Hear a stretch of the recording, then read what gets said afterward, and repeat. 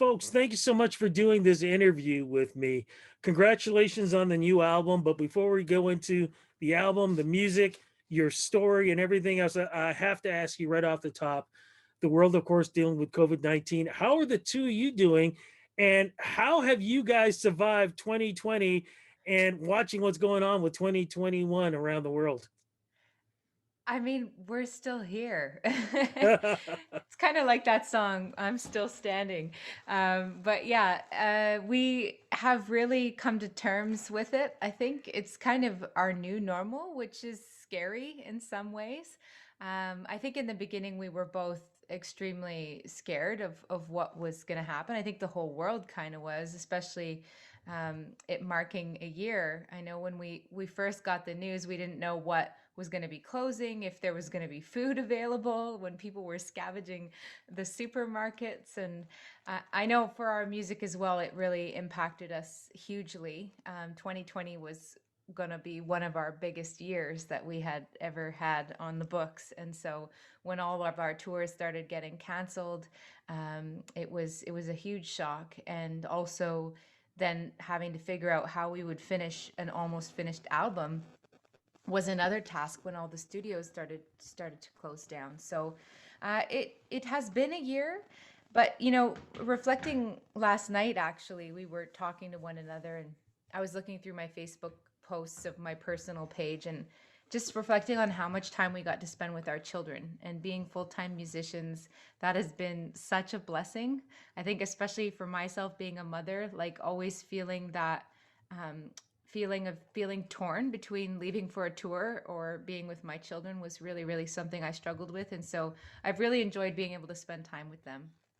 One of the things that I found, especially now, is on my Facebook, the memories, the biggest thing I seem to have been posting was crazy people going after toilet paper. That was the big thing a year ago. Wow, things have definitely changed. Mental health, very important throughout this time. What were you guys doing to make sure that you guys were steady and following the path that you were going? I know that for myself, I guess because we were in still trying to record our album, we were sitting on tracks that had all the instrumentations, and all it needed was our vocals.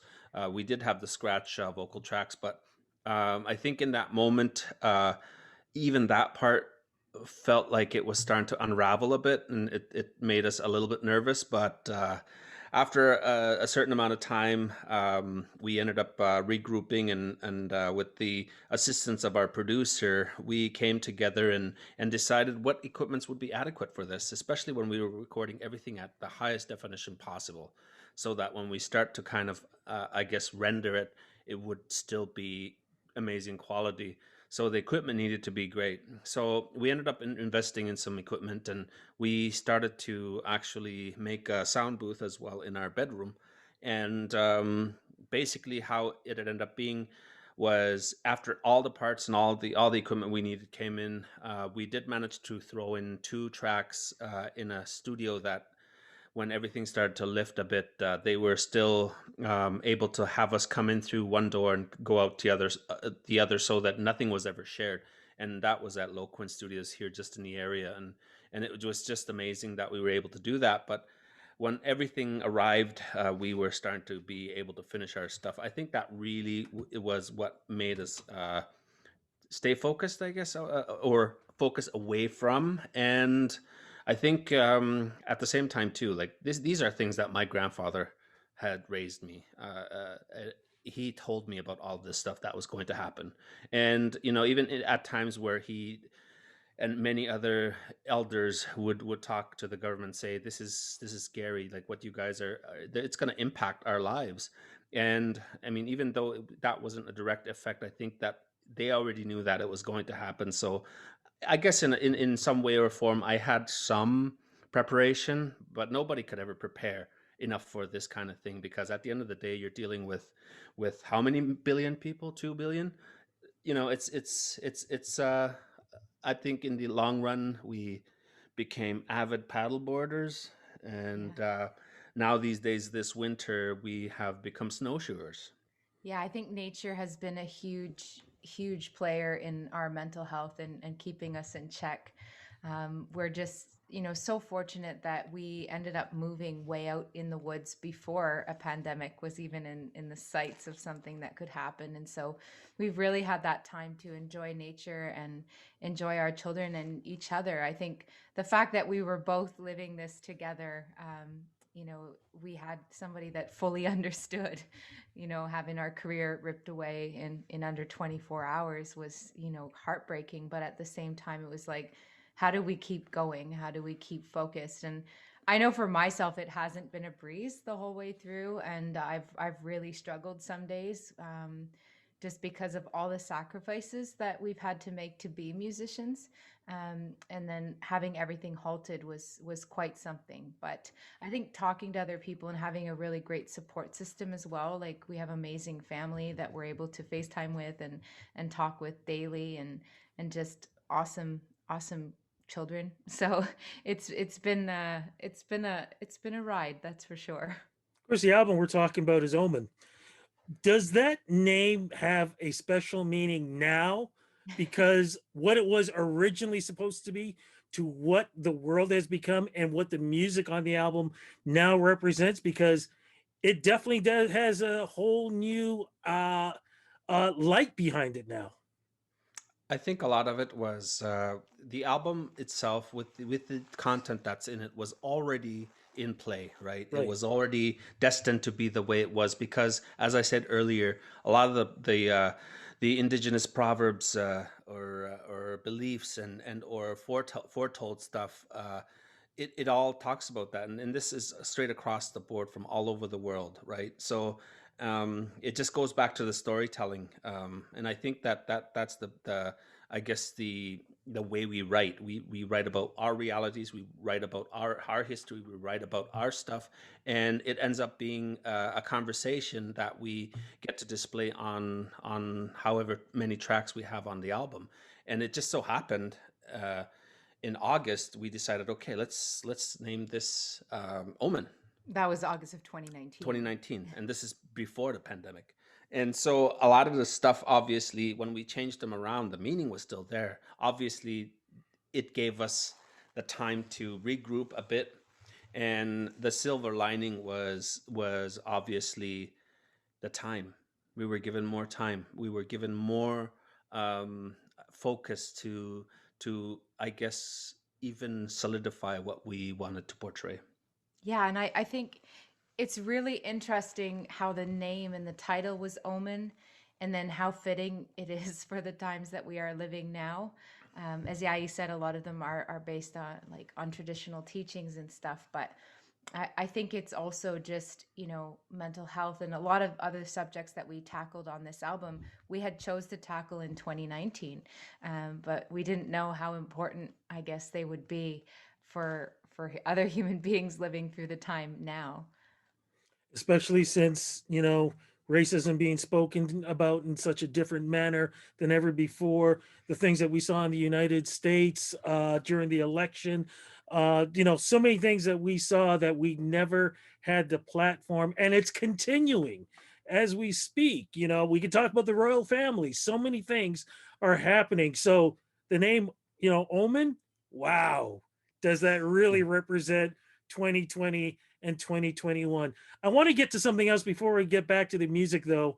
What represents something very well: twin flames, the two of you in meeting. You truly do represent what twin flames, the meaning of it, is all about. How did you two meet, and why does it work personally and professionally between the both of you? Well, thank you. We did meet on a television show in 2014, and neither of us were supposed to be there. So I missed the casting call, and Yayi was on tour, so he had to change the date that he was going to appear on the show. And so we were both appearing as solo acts. And for myself, I was still working for the federal government. Like music was just total pipe dream. I've released an album in 2013, just to show my kids that it's never too late. If you have that dream, you can go for it. And then Yai as well had just put a few songs that he had written out on SoundCloud, and they just ended up going viral in the North. And so he started getting booked everywhere. anyways, to sum it up, I ended up calling the lady from the casting call and I said, I'm so sorry I missed this email. Is there any way you can have me on the show? And she said, I'm so sorry. Like next year, we'll keep you in mind. And I said, well, if ever there's a cancellation, please keep me in mind. And so miraculously, or fate, whatever people choose to decide to believe in, a week later, she called me and she said, there's a cancellation. Can you be here in 2 days? And so I packed up my car and drove to Quebec City. And that's where we met around a campfire the night before filming. The whole crew, everyone was jamming around a campfire. And so Yayi was singing a song by Stained, right? Yeah, Outside. outside by State or Aaron Lewis. And then so I just joined in and started singing. And we didn't even know each other's names. It was just like, whoa, that was really easy for the harmonies. Like they were just like these instant harmonies. And so I think we were both kind of taken back by that. And so were like the crew and other people around us. And so we just decided to keep in contact after that. And he came to visit me in Ottawa and we played some music together and then, decided that we wanted to share a life together from there. And I think it was so many coincidences, so many things like Familiar. familiar things and main events in our lives that had happened in the same years and stuff that actually makes you question your sanity sometimes. It's like how could this have happened? Like how could this be? And so one day we were at home and we were joking around and we were looking up soulmates and we were looking up, how is it possible for two people to have the same dream at night and wake up and like be able to say that to each other? And that was happening when we first started dating. We thought this is the creepiest stuff ever. It makes us sound crazy. But that term twin flames came out on that Google search. And then when we started reading about it, it was like, oh my goodness, like we never really believed in this stuff before, but this term really defines what we've lived since we've met each other. And so, being both solo acts, we kind of looked at the first summer we were together and we're like, he's going to be on tour up north and I'm going to be working my day job still. And he just said, well, why don't you just come with me? And so we ended up calling ourselves Twin Flames and taking over his summer tour as Twin Flames. And the first year that we did tour, it was the Arctic. So it was amazing. Just such a eye-opening experience for myself, not being from the north and getting to tour up there. So yeah, that's how Twin Flames came to be. Now we're married and we've joined our families. So I have 2 children and Yayi has 4. So crazy family of 6. And yeah, things are good. It's annoyingly funny when there's something we are looking at the same thing and we are thinking the exact same thing in that random, very random moment. And it's so funny that we can finish those sentences or finish those thoughts. It's funny. Or speak at the exact same time. Yeah. We had to make sure that our parents were never in the same regions when we were conceived. But we were safe. We were good. Good to hear. And by the way, I think Yeah. it had something to do with that campfire because you guys definitely do sizzle wherever you go and wherever I hear you guys. Because when I heard your voice for Giants, wow, I had to take a step back and I had to listen to it again. Purity in your voice and the harmonies the both of you have, the same thing. Everything you just said now explains why what I hear. With that song, though, what is the meaning behind that song? How did that come about lyrically and musically? Well, thank you so much for those amazing compliments. Mhm. We try to do everything with our whole heart and soul. And Giants is a song that was actually very difficult to write. Um, you know, being from the demographics which we come from, we've both lost family members to suicide and friends, fellow artists, and it's kind of really hit really close to home for us. And so when writing Giants, it was kind of a plea to all the people that are going through something, that they think they cannot overcome, and just begging them to hold on a little while longer. I know for myself, there have been moments in my life where I have gone to the darkest of the dark of places, and I didn't think that I could go on or that there would be a light or that things could get better. And so I do have compassion for people and I do understand, maybe not fully because we can never understand someone else's pain fully, but what it's like to be in that moment. And we just and I guess we both had that vision of, someone popping in their headphones and taking a walk just to walk it off, walk off the feeling. And I know we both use music as that tool to help us feel better. And so I just thought, if someone pops in their earphones and they're hearing, I'm bigger than mountains, taller than giants, braver than lions, I am. It was like, music has that power to reach people. So if we're giving out that messaging, how can we truly impact in a better way and hopefully help someone when they need it the most? And so that's where Giants comes from. The really dark relationship we have with some of our fans, or the not so great moments, even though in that final moment we may get that message. And has happened a couple of times where somebody's writing to us and they are thanking us for the music. That part of it we get often. We get, your music saved my life, your music saved my life. We love the fact that you guys write about positive stuff and you're trying to help the communities, you're trying to help the reserves, you're trying to make the rest of the world understand what minority group or whatever group has to endure in another person's vicinity. And so when someone writes and says, you know what, thank you so much, but your music has only taken it can only take me so far, and you're actually going to be the last person I talk to. And when we hear that, it's really heavy. And it just makes us want to write even more about finding other songs that someone can hold on a little bit longer. Who created that amazing music video for this? Because this reminds me something of the video creators back in, I would say between 87 and 89 were making videos like this. And to see this done again in this time period, I was so happy to see. Who came up with the vision of this and who created this? It's beautiful. Thank you so much. So both Yai and I are very, very hands-on on everything we do. And so it was like full on during pandemic and lockdown mode. So we had to get really creative of how we could make this video come to life. And so we worked with Matt at Silver Fusion Productions, and Ryan Stacy as our second cameraman. And we kind of just brainstormed like, where can we go that we can be 6 feet away and be safe. And so a friend of ours, actually, I put a post up on Facebook saying, does anybody have a grand piano? Because we need a grand piano. And so one of our friends actually graciously offered to lend us their home.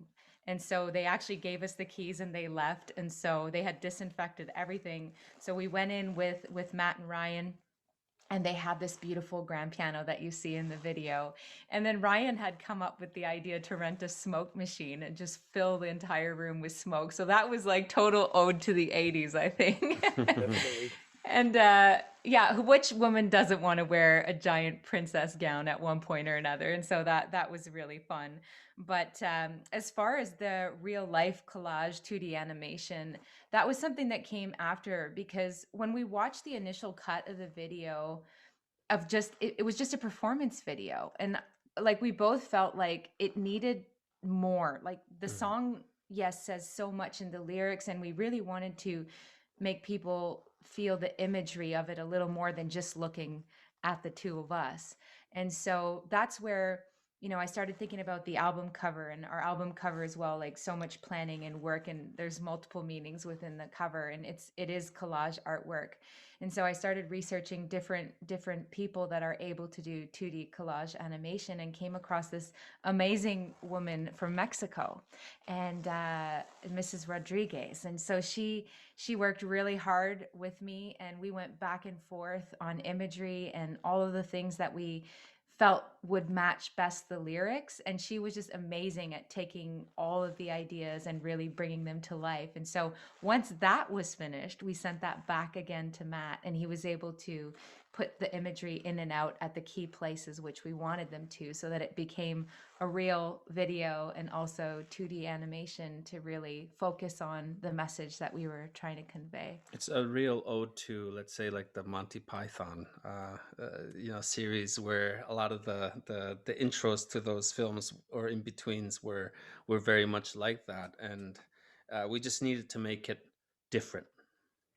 I was thinking of Tears for Fears. I think the song's called is it Seasons Change, I do believe. But it had that kind of feel to it, but I absolutely love it. Tour wise, what's going to happen with you folks? Will it be virtual? Will it be drive in? Have you guys thought about what you want to do? Well, um, go for I don't know. I'm talking a lot, so uh, it. So, I mean, obviously, in a perfect world, we would love to start touring again.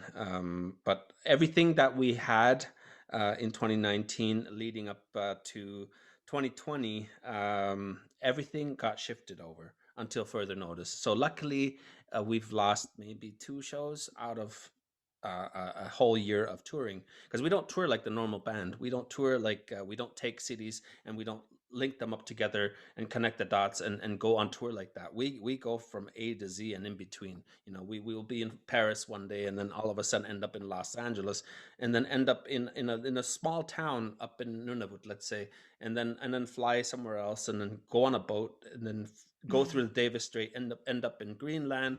And so it's one of those really weird, almost like festival slash corporate slash community, what have you. So I think for now, I mean, we've been very, very lucky that we got some help from Canada Council for the Arts for the virtual relief fund, and to get equipment. And so we've invested a lot of time. Now we have a home stage, a real actual stage with state of the art equipment and lighting, and everything is video camera. video camera.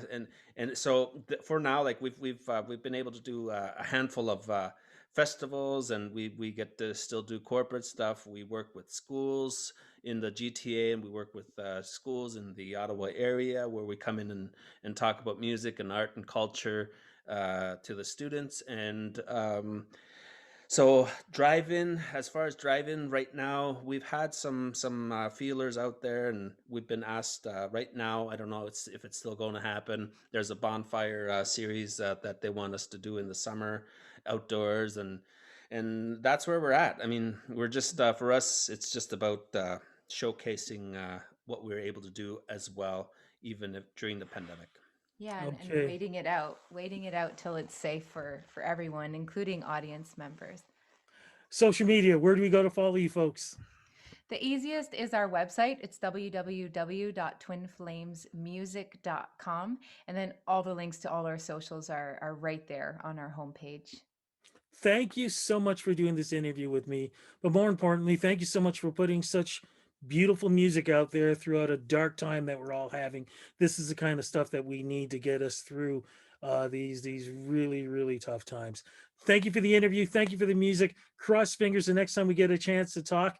It'll be maybe in Toronto. I'll be in your neck of the woods. We can do this one on one. I'm so hoping that can happen. Thank you again, folks. Thank We you. would love that. Thank you so much.